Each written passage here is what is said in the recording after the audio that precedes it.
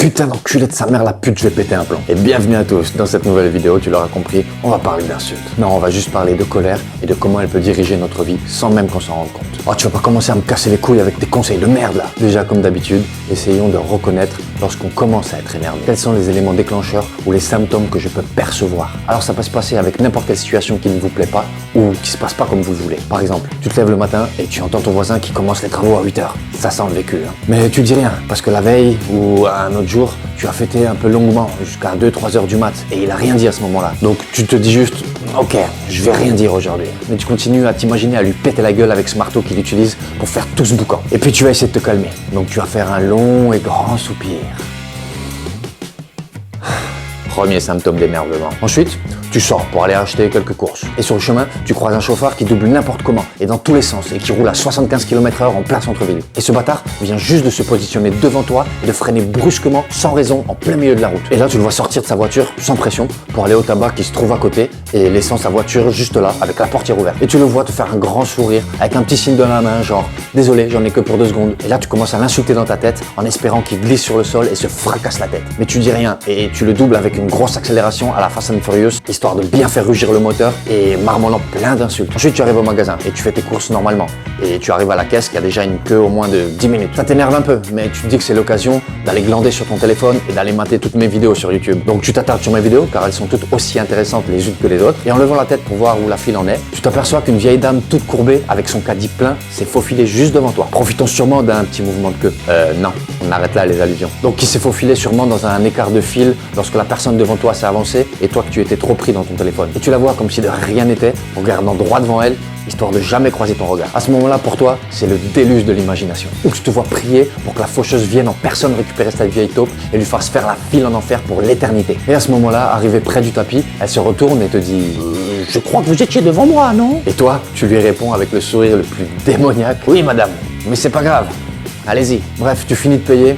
Tu rentres à la maison et là tu pensais que plus rien ne pouvait t'arriver, que tu étais enfin arrivé au moment où tu allais pouvoir enfin profiter et te reposer. Ta femme arrive en te demandant « Chérie, tu as pensé à déposer le courrier à la poste quand tu étais dehors ?» Tu essaies de te contenir au maximum en lui répondant « Non mon amour, je suis désolé, je suis sorti 2 secondes et j'y ai pas pensé. » Non mais c'est toujours pareil avec toi, tu penses jamais à rien, ça fait 3 fois que je te l'ai demandé et à chaque fois tu me dis oui, je le ferai la prochaine fois que je sors et bla bla bla bla. Et là pour toi, c'est trop. Tu sens monter en toi ta transformation Super Saiyan 5. Oui, il faut avoir certaines connaissances Dragon Ball Z pour comprendre celle-là. Toute cette rage contenue depuis ce matin commence à se matérialiser en énergie bouillonnante que tu laisses se propager dans tout ton corps et laisse place à une déferlante de cris d'énervement et de colère. Je suis sûr que tu t'es reconnu dans certaines de ces situations, voire même toutes. En tout cas, pour ma part, ça a été le plus dur à travailler chez moi, la colère. Dans ce récit, j'ai fait exprès d'utiliser plein d'insultes pour bien définir et constater l'évolution de l'énervement, qui commence donc par un grand soupir qui est simplement la recherche inconsciente de se calmer. Mais en effectuant ce grand soupir, j'accepte de me faire contrôler par mes émotions. Je confirme un changement d'état d'être ou qu'une situation peut me changer, qui continue par des insultes marmonnées, même si vous pensez que ce sont que quelques putains, enculés. Tout comme le soupir, je confirme mon changement d'état d'être par ces paroles négatives. Donc j'admets être esclave de mes émotions et par ces paroles, je nourris ma colère, qui continue par des pensées mortuaires ou extrêmement négatives. Exactement comme le soupir, les paroles, les pensées vont avoir un effet sur ma condition. Mais cette fois-ci, elles sont complètement en moi. Autant le soupir et les paroles, je les extériorisais, autant les pensées sont intérieures. Donc ça y est, je suis devenu colère. Je suis devenu un pantin de cette émotion. Je n'agis plus que par réaction de cette sensation qui me démange. Du coup, je respire, je parle et je pense colère. Je ne suis plus qu'un volcan prêt à exploser à la prochaine occasion. Et la pauvre, ta copine, qui n'a rien fait de plus que d'habitude, c'est-à-dire te faire des reproches, va se prendre une coulée de lave bouillante jusqu'à lui faire fondre les os. Ok, donc maintenant, voyons comment éviter cela. Commencez par ne pas avoir trop d'attentes précises de la vie. Car lorsque ces choses n'arrivent pas exactement comme vous l'avez décidé, cela a tendance à vous titiller. Donc moins de détails sur les événements pour laisser place à l'imprévu. Ensuite, ne pas interagir avec ce qui peut vous énerver. C'est-à-dire pas de soupir, pas de pensées ou de paroles qui pourraient confirmer ce dérangement. Laissez glisser ces émotions sur vous comme la pluie sur les plumes d'un oiseau. Ne les laissez pas pénétrer pour qu'elles ne puissent pas vous contrôler. Donc vous pouvez les détecter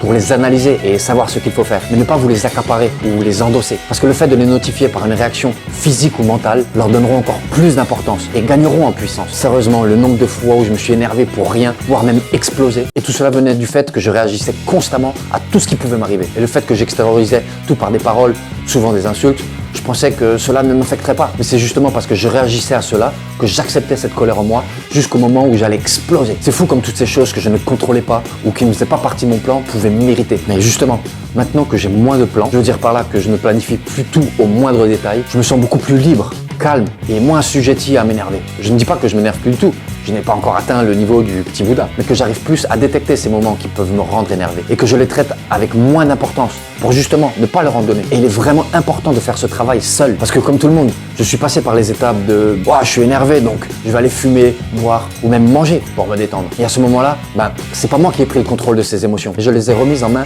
de substituts qui vont prendre le contrôle. Et c'est parce que je leur ai donné ce rôle qu'ils vont le prendre. Et j'aurais complètement perdu la capacité et la connaissance de comment me gérer dans ces situations. Surtout lorsque ces substituts ne seront plus là au moment où j'en aurai besoin. La seule chose qui sera toujours là pour m'aider, c'est bien moi. Il faut que je réapprenne mes capacités, que je les développe et que je me fasse confiance. Arriver à ce stade de contrôle permanent. Pas que c'est facile, mais juste que c'est plus intéressant d'apprendre sur soi plutôt que de donner le rôle à d'autres. Personne ne vous connaîtra mieux que vous-même si vous faites l'effort chaque jour d'en apprendre un peu plus sur vous. Il est bon et agréable de se sentir aux commandes de notre corps, de nos émotions, donc de notre vie. On se sent fort, puissant, invincible et rien ne peut plus nous toucher ou nous blesser. On est prêt à affronter chaque jour avec le sourire et la volonté d'en connaître toujours plus. Alors j'espère que cette vidéo t'aura aidé à connaître les raisons sur nos événements et comment les contrôler. Dis-moi dans les commentaires quelles sont les choses qui te mettent très facilement en colère. Et si tu veux plus de vidéos sur le mindset et la connaissance des choses en général, abonne-toi.